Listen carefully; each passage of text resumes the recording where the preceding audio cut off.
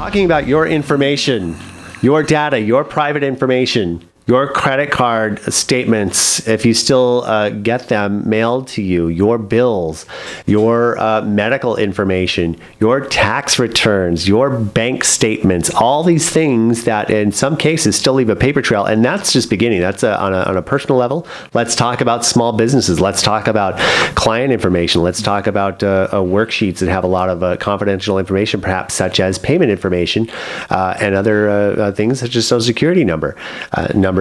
Let's talk about ID cards that maybe your former employees have turned in. What do you do with those? How do you make sure that they are securely disposed of? And what happens if you don't securely dispose of those? Here to talk about some of the dangers of improperly destroying or disposing of secure information from confidential data destruction, Steve Sturgeon.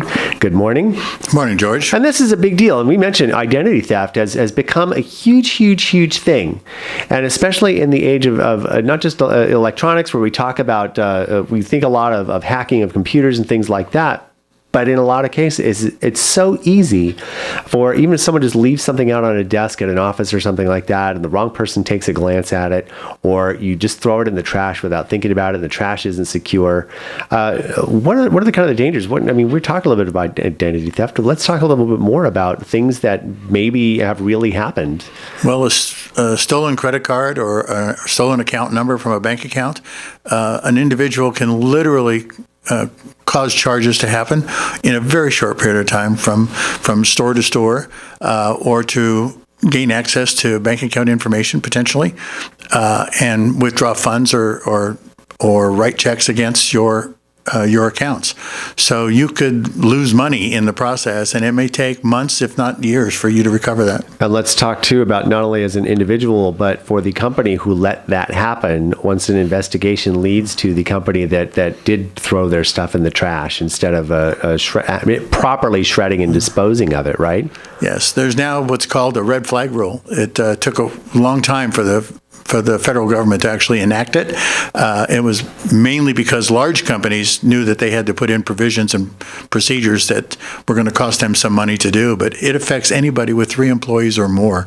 So you need to ensure that you have a process internally as a small business as to what you do with information. That includes an employee application, with the information that shows where they worked, how long they worked there, what kind of money they made, Social Security numbers, background references, and other phone numbers. And that's all they need. We talk about maybe getting to bank accounts, but there are also people who will impersonate you or take that information. There are big, giant scams where, you could quote unquote, own 2 or 3 houses across the country and not even realize it. And while that's destroying your credit because someone has used you to scam a lender out of money and quote unquote purchase houses that they're never going to pay for.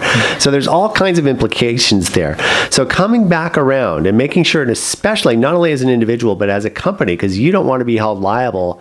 First of all, the guilt that you might feel as a business owner having inadvertently, because of your lack of security, destroying somebody's lives, but also the penalties that can be levied against you as a company, right? From anywhere from $10,000 to $250,000 per incident. Wow. Depending on the size of the breach. And so let's say, for example, a company has suddenly exploded in business. They're not sure what to do. They have grown beyond their means of being able to use their office shredder. Do they call confidential data destruction and have you sit down and figure out what they can do about that? Absolutely. Small company can continue to use an office shredder, but the question is, what do they do with the material after they shred it? And how long does it take for their employees or themselves to do that and spend time doing that? Exactly. We shred a full box of paper in about a minute. It would take a couple of hours for you to do that through a shredder. So time saving as well. Employees being put to better use than sitting in front of a shredder for a couple hours when there are other things they could be doing for what they're being paid for.